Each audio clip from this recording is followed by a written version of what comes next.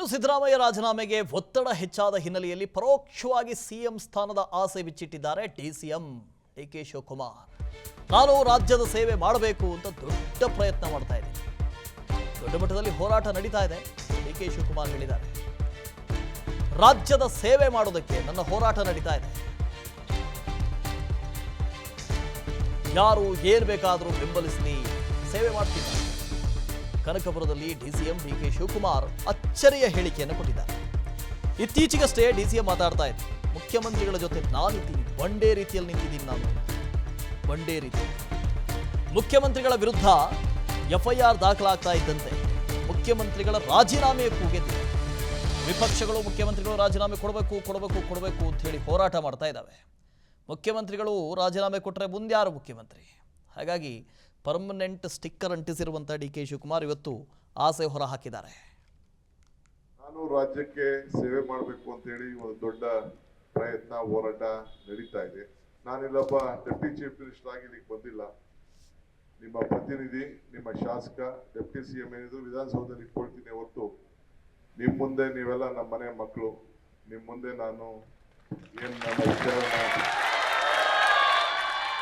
ನಾನು ರಾಜ್ಯಕ್ಕೆ ಸೇವೆ ಮಾಡಬೇಕು ಅಂತ ಹೇಳಿ ಒಂದು ದೊಡ್ಡ ಪ್ರಯತ್ನ ಹೋರಾಟ ನಡೀತಾ ಇದೆ. ನಾನಿಲ್ಲೊಬ್ಬ ಡೆಪ್ಟಿ ಚೀಫ್ ಮಿನಿಸ್ಟರ್ ಆಗಿ ಇಲ್ಲಿಗೆ ಬಂದಿಲ್ಲ.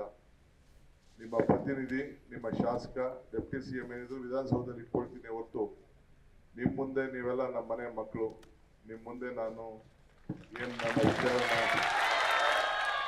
ಹನುಮಂತ್ ಇದ್ರ ಬಗ್ಗೆ ಜನ ಡೀಟೇಲ್ಸ್ ಅನ್ನು ಕೊಡ್ತಾ ಹೋಗ್ತಾರೆ. ಹನುಮಂತ್, ಇಲ್ಲಿವರೆಗೆ ಡಿಕೆ ಶಿವಕುಮಾರ್ ಹೇಳ್ತಾ ಇದ್ರು, ನಾನು ಸಿದ್ದರಾಮಯ್ಯವ್ರ ಜೊತೆ ಬಂಡೇ ರೀತಿಯಲ್ಲಿ ನಿಂತಿದ್ದೀನಿ, ಅವ್ರ ಜೊತೆ ನಾನಿದ್ದೀನಿ ಅಂತ. ಸಿದ್ದರಾಮಯ್ಯವರು ರಾಜೀನಾಮೆ ಕೊಡೋದಿಲ್ಲ, ಕೆಪಿಸಿಸಿ ಅಧ್ಯಕ್ಷನಾಗಿಯೂ ನಾನು ಹೇಳ್ತೀನಿ ಅಂತ ಹೇಳ್ತಾ ಇದ್ರು. ಆದರೆ ಇವತ್ತಿನ ಮಾತಿನಲ್ಲಿ ಸ್ವಲ್ಪ ಬದಲಾವಣೆಗಳು ಕಾಣಿಸ್ತಾ ಇದೆ.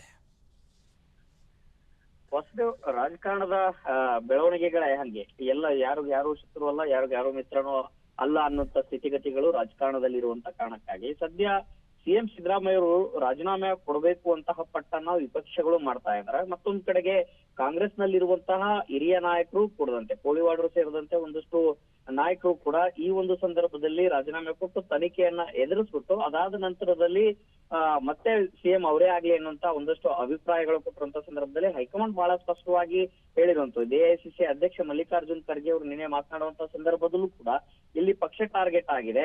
ಅದರ ನಡುವೆ ಪಕ್ಷ ಅಂತಂದು ಹೇಳಿದ್ರೆ ಅದ್ರಿಗೆ ಸಿಎಂ ಸಿದ್ದರಾಮಯ್ಯ ಅವರ ಮೂಲಕ ಪಕ್ಷವನ್ನ ಟಾರ್ಗೆಟ್ ಮಾಡಲಾಗಿದೆ. ಹೈಕಮಾಂಡ್ ಬೆಂಬಲ ಇದೆ ಅಂತ ಹೇಳಿದಾಗ್ಲೂ ಕೂಡ ನೇರವಾಗಿ ಸಿಎಂ ಸ್ಥಾನದ ಆಕಾಂಕ್ಷಿಗಳೇನಿದ್ದಾರೆ ಕಾಂಗ್ರೆಸ್ ಪಕ್ಷದ ಒಂದಷ್ಟು ಆಂತರಿಕ ಬೆಳವಣಿಗೆಗಳಿಗೂ ಕೂಡ ಇಲ್ಲಿ ಒಂದಷ್ಟು ಆಗ್ತಾ ಇರುವಂತದ್ದು ಕಂಡು ಬರ್ತಾ ಇರುವಂತದ್ದು. ಯಾಕೆಂತಂದ್ ಹೇಳಿದ್ರೆ ಮೇಲ್ನೋಟಕ್ಕೆ ಸಿಎಂ ಸಿದ್ದರಾಮಯ್ಯ ಅವರ ಬೆನ್ನಿಗೆ ಎಲ್ಲರೂ ನಿದ್ದೇವೆ ಅನ್ನೋಂತ ಸಂದೇಶ ರವಾನೆ ಮಾಡಿದ್ರು ಕೂಡ ಯಾರಿಗಷ್ಟೇ ಸಿಎಂ ಸಿದ್ದರಾಮಯ್ಯದ ಒಂದು ಸಿಎಂ ಸ್ಥಾನದ ಮೇಲೆ ಸಹಜವಾಗಿ ಆಸೆ ಇಟ್ಟಿರುವಂತದ್ದು. ಮೊದಲಿಂದನೂ ಕೂಡ ಕಾಂಗ್ರೆಸ್ ನಲ್ಲಿ ಮೊದಲಿಂದನೂ CM Siddaramaiah versus DCM DK Shivakumar ಅನ್ನುವಂತಹ ಜಟಾಪಟಿ ಸಿಎಂ ಸ್ಥಾನದ ಆಕಾಂಕ್ಷಿಗಳು ಇಬ್ರು ಅನ್ನುವಂತ ಚರ್ಚೆ ಇತ್ತು. ಮತ್ತೆ ಸಿದ್ದರಾಮಯ್ಯ ಅವರು ಸಿಎಂ ಆದಂತ ಸಂದರ್ಭದಲ್ಲೂ ಕೂಡ ಮುಂಬರುವಂತ ಈಗಲೂ ಕೂಡ ಸದ್ಯಕ್ಕೆ ಪ್ರಸ್ತುತವಾಗಿ ಅಧಿಕಾರ ಸೂತ್ರ ಹಂಚಿಕೆ ಇನ್ನೂ ಕೂಡ ಜಾರಿಯಲ್ಲಿದೆ ಅನ್ನೋಂತ ಒಂದಷ್ಟು ಚರ್ಚೆ ಕಾಂಗ್ರೆಸ್ ಪಕ್ಷದ ಆಂತರಿಕ ವಲಯದಲ್ಲಿ ಇರುವಂತ ಕಾರಣಕ್ಕಾಗಿ ಎಲ್ಲೋ ಒಂದು ಕಡೆಗೆ ಮತ್ತಷ್ಟು ಕುತೂಹಲ ಮೂಡಿಸಿರುವಂತದ್ದು ಇವತ್ತಿನ ಡಿಸಿಎಂ ಡಿಕೆ ಶಿವಕುಮಾರ್ ಅವರ ಹೇಳಿಕೆ. Vasudev, okay, thank you Hanumanth.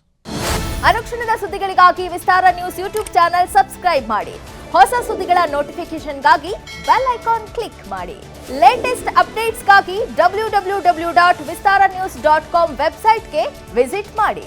ಅಂಗೈಯಲ್ಲೇ ಜಗತ್ತಿನ ಸುದ್ದಿ ತಿಳಿಯಲು Vistara news Kannada app download ಮಾಡಿ.